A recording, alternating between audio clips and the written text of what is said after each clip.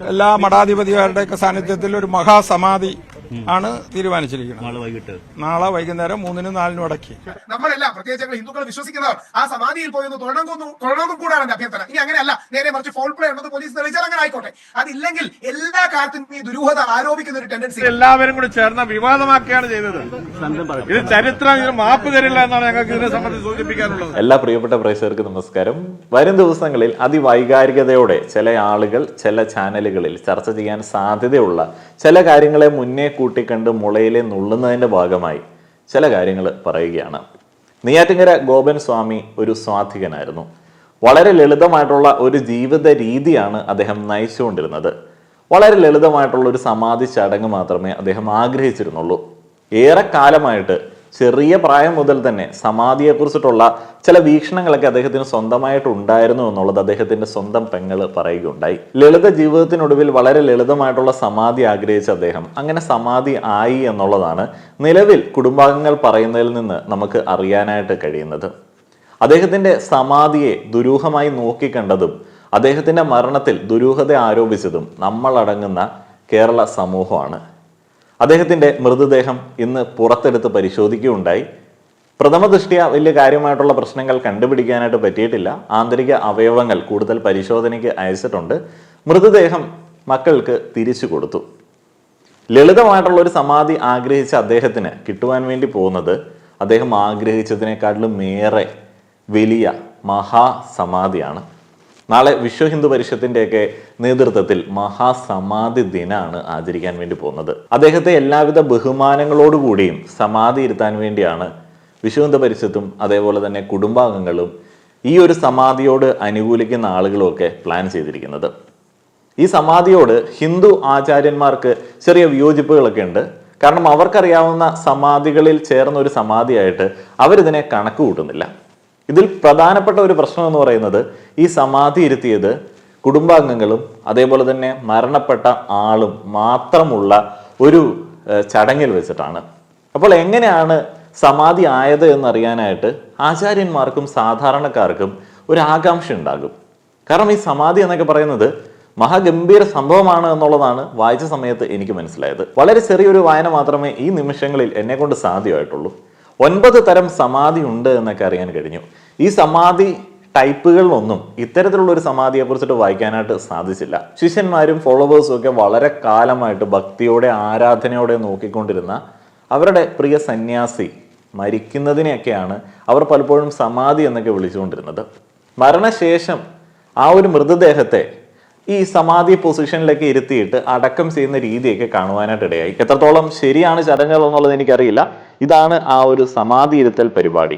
നാരായണം മഹാജ്ഞേയം വിശ്വാത്മാനം പരായണം നാരായണ പരോ ജ്യോതിരാത്മാ നാരായണഃ പരഃ നാരായണ പരം ബ്രഹ്മതത്വം നാരായണഃ പരഃ നാരായണ പരോ ജാതാജ്ഞാനം നാരായണഃ പരഃ യച്ച കിഞ്ചിജ്ജഗത് സർവം ദൃശ്യത്തെ ശ്രൂയത്തെ പിബ അന്തർബഹിശ്ച തത്സർവം വ്യാപ്യ നാരായണ സ്ഥിതഃ അനന്തമവ്യയം അവിഗും സമുദ്രേന്തം വിശ്വശംഭുവം.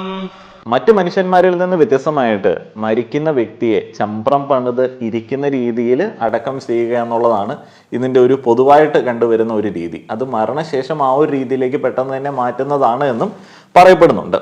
അപ്പോൾ ഈ നെയ്യാറ്റിൻകര ഗോപൻ സ്വാമിയുടെ സമാധിയിൽ എല്ലാ ആളുകൾക്കും ഡൗട്ടുള്ളത് ഇത് അവർ മാത്രമുള്ള ഒരു ചടങ്ങായിരുന്നു എന്നുള്ളത് കൊണ്ടാണ്. ഞാൻ പറയാൻ വേണ്ടി വന്നത് ഈ ദിവസങ്ങളിൽ ഒരു വലിയ കൂട്ടം ആളുകളെ മാനിപ്പുലേറ്റ് ചെയ്യാൻ സാധ്യതയുള്ള ഒരു വൈകാരികത മിക്സ് ചെയ്തിട്ടുള്ള ചർച്ചയെ കുറിച്ചിട്ടാണ്. നെയ്യാറ്റിൻകര ഗോപൻ സ്വാമിയുടെ കുടുംബത്തോട് കേരള ജനതാ മാധ്യമങ്ങൾ മാപ്പ് പറയുമോ എന്നുള്ളതാണ് പ്രധാനപ്പെട്ട ഒരു ചോദ്യം. മാപ്പ് പറയേണ്ട ഒരാവശ്യമില്ല. നിയമവിരുദ്ധമായിട്ടുള്ള ചില രീതികൾ അവരുടെ ചില വിശ്വാസങ്ങൾ ആരോപിച്ചിട്ട് ചെയ്തത് അവർ തന്നെയാണ്. അപ്പോൾ അവരാണ് നിയമത്തിന് മുൻപിൽ മാപ്പ് പറയേണ്ടത്.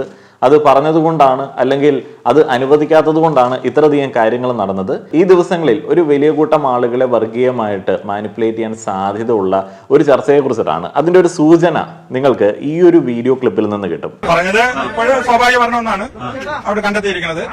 അത് നേരത്തെ ഈ മകൻ പറഞ്ഞ കാര്യങ്ങൾ തന്നെ കണ്ടെത്തിയിട്ടുള്ളത്. ഇനി ഇവിടുന്ന് ഏറ്റുവാങ്ങിയിട്ട് നിംസിൽ വയ്ക്കും.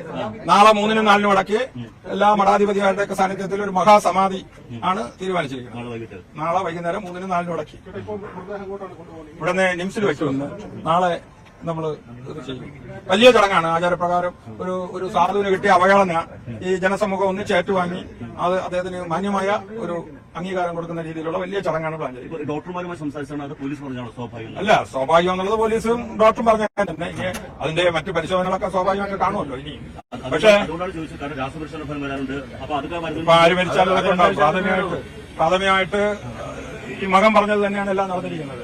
ഒരു കാര്യം ഞങ്ങൾക്ക് പറയാനുള്ളത്, ഇപ്പൊ ഈ ഗോവൻ സ്വാമിയുടെ സമാധി, അതായത് ഒരു മഹാസമാധിയായിരുന്നു നടന്നത്. ആ സമാധിയെ മനഃപൂർവ്വം ചില ആൾക്കാര്, സംഘടിത വിഭാഗക്കാര് അതിനെ ഇല്ലാതാക്കുകയാണ് ചെയ്തിട്ടുള്ളത്. ഇത് ഏറ്റവും വലിയ മഹാസമാധിയായിരുന്നു. പക്ഷേ അദ്ദേഹം മരിച്ചത് ഇന്ത്യയിലെ ഒരു പൗരനാണ്. ഭരണഘടനയുടെ എല്ലാവിധ അവകാശങ്ങളും അദ്ദേഹത്തിനുണ്ട്. അദ്ദേഹം മരിച്ചു എന്ന് അദ്ദേഹത്തിന്റെ മക്കൾ 2 ആളുകൾ വന്ന് പറയുകയാണ്. ആ ഒരു കുടുംബം വന്നിട്ട് പറയുകയാണ്. ഈ 2 ആളുകൾ പറയുന്നത് പോലെ ഇദ്ദേഹം മരിച്ചിട്ടുണ്ടോ, ഈ സമാധി മണ്ഡപത്തിനകത്തുണ്ടോ എന്നുള്ളതിനെ കുറിച്ചൊക്കെ കൃത്യമായിട്ട് അന്വേഷിക്കേണ്ടതുണ്ട്.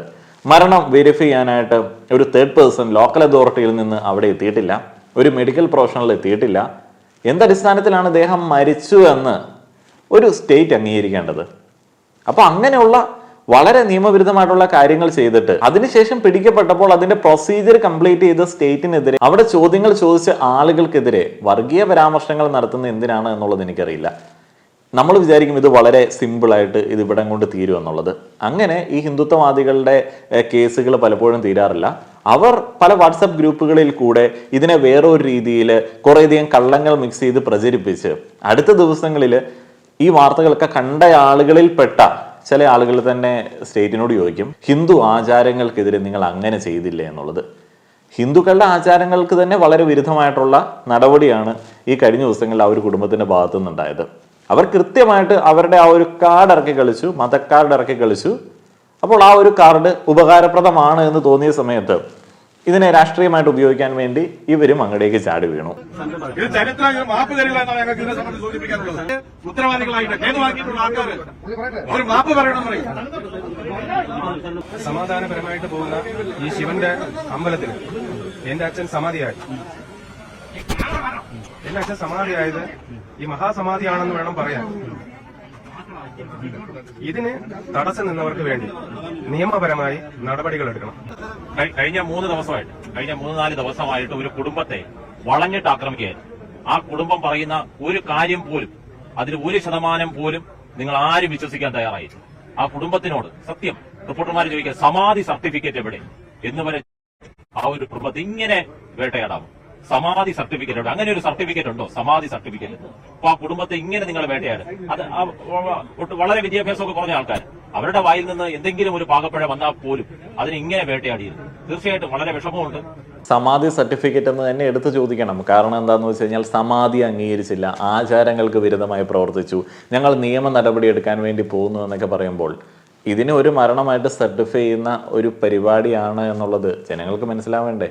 നിങ്ങളങ്ങ് സർട്ടിഫൈ ചെയ്താൽ മതിയോ ഇദ്ദേഹം സമാധിയിലേക്ക് പോയതാണ്, ഇദ്ദേഹം മരിക്കുന്നത് സമാധിയാണ്, അദ്ദേഹം മഹാനാണ് എന്നുള്ളത്?